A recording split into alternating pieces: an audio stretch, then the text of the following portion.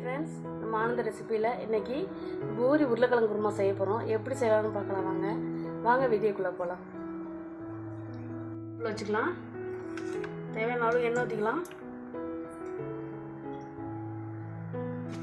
1/2 teaspoon சோம்பு போட்டுக்கலாம்.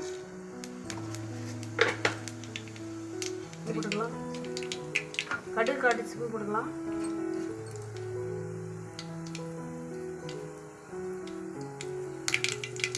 கடலைப்பருப்பு போட்டுக்கலாம் 1 டீஸ்பூன்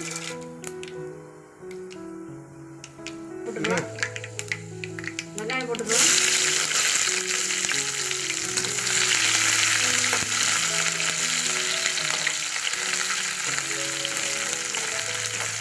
கருவேப்பிலை போட்டுக்கலாம்.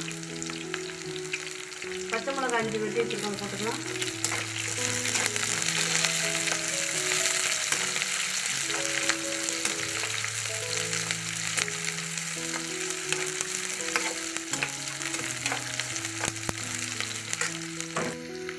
உப்பு தேவையான அளவு போட்டுக்கலாம்.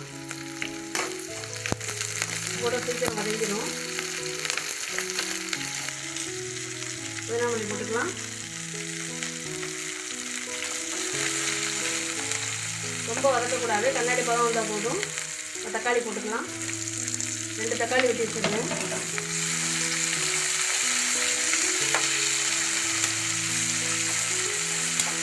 ஒரு 5 நிமிஷம் மூடி வச்சுக்கலாம். திருப்பி விட்டுக்கலாம். நல்லா வதக்கிடுச்சு. இஞ்சி பூண்டு 1 டீஸ்பூன் போட்டுக்கலாம்.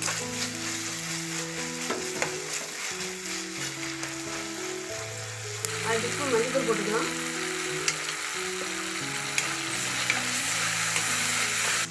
ரெண்டு உருளைக்கிழங்கு நம்ம நல்லா வேக வச்சு எடுத்து வச்சுருக்கோம். தோல் உரித்து நம்ம இதை பசஞ்சு விட்டுக்கலாம். அதில் பசஞ்சு வச்சுருக்கோம், அதை நம்ம கொட்டிக்கலாம். கையால் நம்ம மசிச்சு வச்சுருக்கோம்.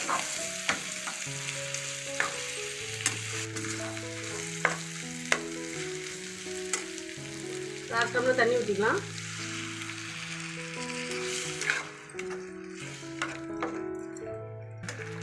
ஒரு டம்ளர் தண்ணி ஊற்றிக்கலாம். கொதிக்கட்டும். கொஞ்சம் நாள் கழிச்சு மூடி வைப்போம். கடலை மாவு 2 ஸ்பூன் நம்ம கரைச்சி வச்சுருக்கோம். நம்ம குருமாவில் ஊற்றிக்கலாம்.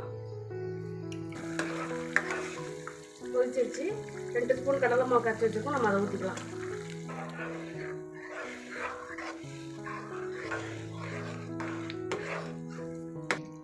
அஞ்சு நிமிஷம் வேகட்டும். நம்ம மூடி வச்சிடலாம்.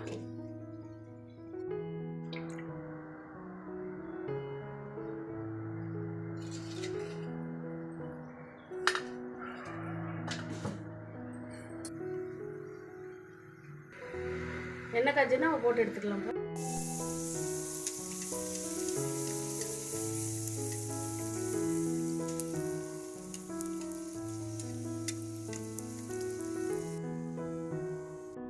பூரி உருளைக்கிழங்கு குருமா ரெடி ஆயிடுச்சு. இதே நீங்களும் வீட்டில் செஞ்சு பார்த்துட்டு எப்படி இருக்குன்னு கமெண்ட் பண்ணுங்கள். சப்ஸ்கிரைப் பண்ண மறந்துடாதீங்க. தேங்க்யூ.